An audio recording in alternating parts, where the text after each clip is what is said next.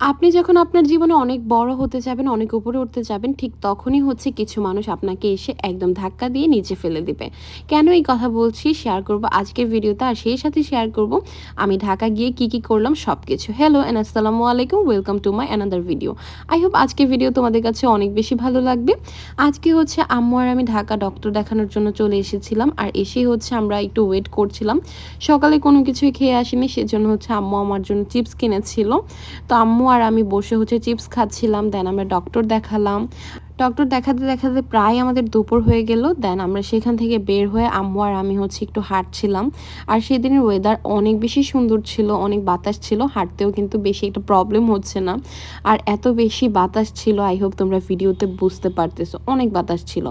Anyway, একটা কথা না বললেই না, যখন তুমি জীবনে অনেক বেশি শাইন করবে, অনেক ভালো থাকবে, অনেক বেশি লাইফ এনজয় করবে, তখন না কিছু মানুষের একদম জেলাসে সব কিছু পুড়ে ছারখার হয়ে যাবে। কিছু মানুষ এই জিনিসগুলো একদম সহ্যই করতে পারে না।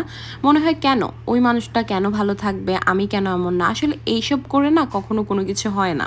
একজন মানুষ ভালো আছে, ভালো চলছে, ভালো খাচ্ছে, এইসব দেখে জেলাস না করে বরং আলহামদুলিল্লাহ শুকরিয়া আদায় করেন।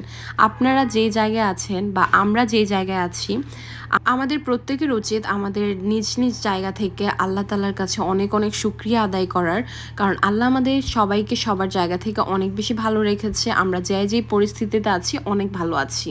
সো কারো ব্যাপারে জেলাস ফিল না করে, কাউকে কটু কথা না শুনিয়ে, কাউকে ধাক্কা দিয়ে নিচে না ফেলে বরং আল্লাহর কাছে শুকরিয়া করেন যে ওর জায়গা থেকে ভালো আছে, ভালো থাকুক, আমি আমার জায়গা থেকে ভালো আছি, ভালো থাকি।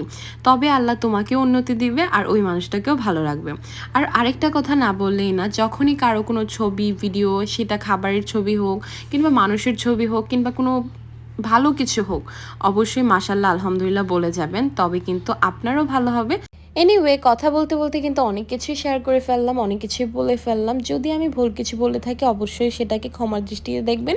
যাই হোক, দুপুরবেলা হচ্ছে আমরা লাঞ্চের জন্য আম্মু আর আমি ধানমন্ডিতে চলে গিয়েছিলাম জয়িতাতে খাওয়া দাওয়া করার জন্য। সেটার একটা ডিটেলস ব্লগ আমি নেক্সট ভিডিওতে শেয়ার করব। আই হোপ তোমাদের কাছে আজকে ভিডিওটা ভালো লেগেছে। So yeah, that's it for today. আল্লাহ হাফেজ।